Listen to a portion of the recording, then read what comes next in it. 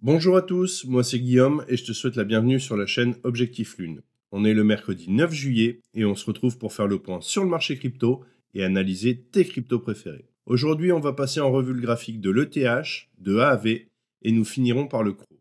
Mais avant de plonger dans les graphiques, on va checker d'abord l'ambiance générale du marché. Légère hausse sur les tokens principaux aujourd'hui, BTC nous fait une progression de 0,46% et s'échange à 108 770 $. ETH nous fait une progression de 3,18% pour 2629 $.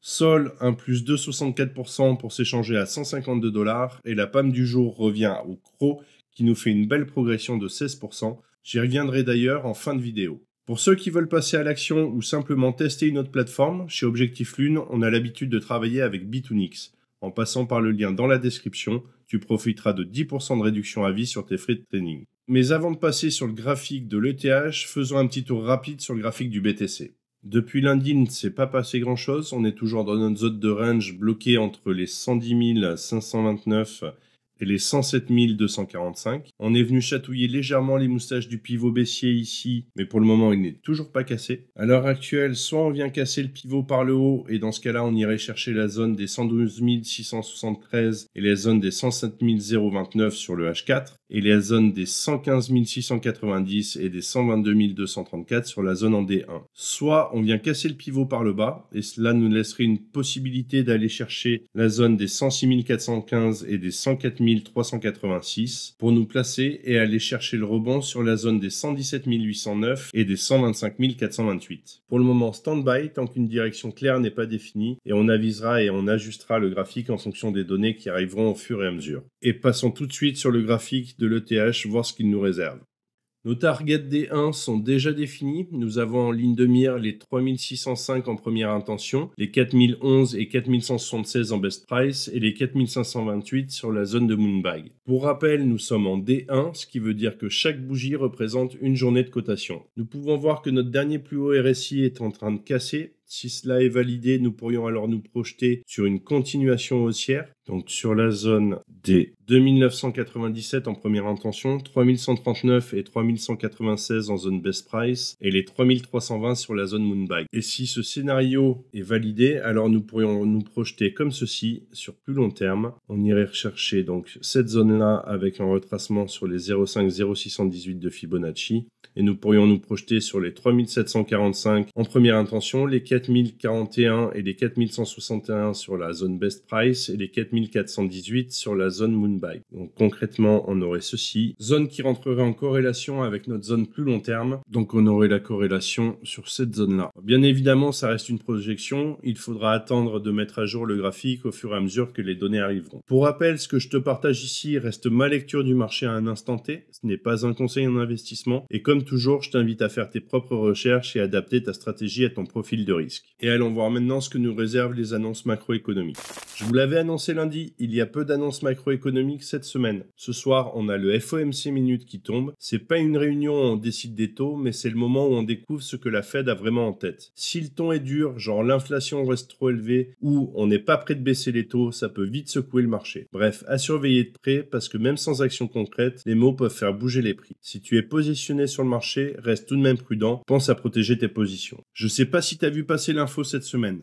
Le CRO a été intégré avec une pondération de 5% dans un ETF crypto déposé par Truth Social, la boîte de Trump, auprès de la SEC. Alors oui, l'ETF n'est pas encore validé, mais cette annonce a suffi à créer un gros effet FOMO. Surtout que dans cet ETF, le Bitcoin représente 70%, l'Ethereum 15%, et le CRO ne représente lui que 5%. Et on a vu que le marché s'est enflammé direct. Pendant que BTC, ETH ou même Sol restaient plutôt calmes, le CRO a pris son envol direct et nous a fait un pump de 16%. Ça montre à quel point le marché est nerveux en ce moment. Dès qu'un altcoin sort du lot avec une actu un peu inattendue, tout le monde se rue dessus. Et avant de se rendre sur le graphique du CRO, on passe d'abord par le graphique du AAV.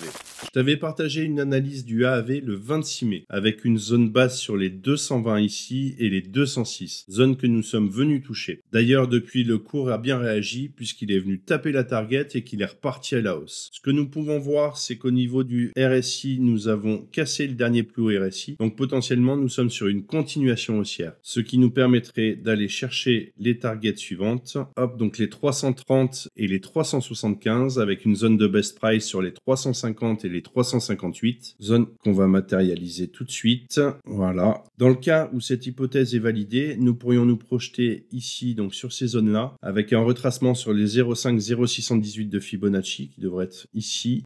C'est bien ça, donc sur cette zone-là, et qui nous projetterait dans la zone des 422 et des 510, zone qu'on avait déjà marquée et qui rentrerait en corrélation et sur le weekly et sur le D1. J'ai regardé en H4, mais cela ne nous donne pas beaucoup plus d'informations, donc on va rester là-dessus. Si tu aimes ce type de contenu et que ce n'est pas encore fait, je t'invite à liker, à t'abonner à la chaîne et à activer la cloche pour ne rien manquer de mes futures vidéos. Tu trouveras tous les liens nécessaires dans la description. Et on passe maintenant tout de suite sur notre dernière analyse, celle du CRO.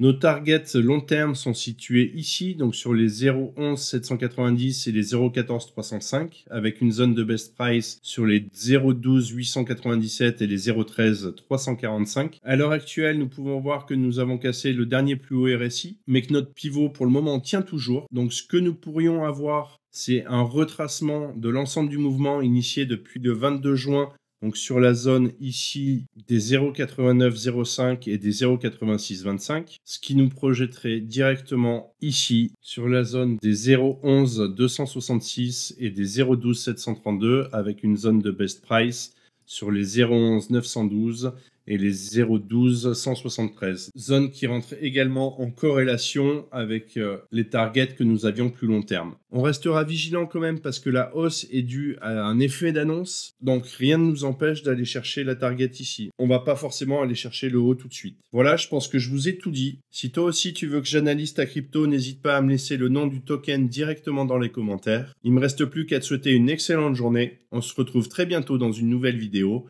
Et comme toujours, prends soin de toi et tes cryptos. Ciao!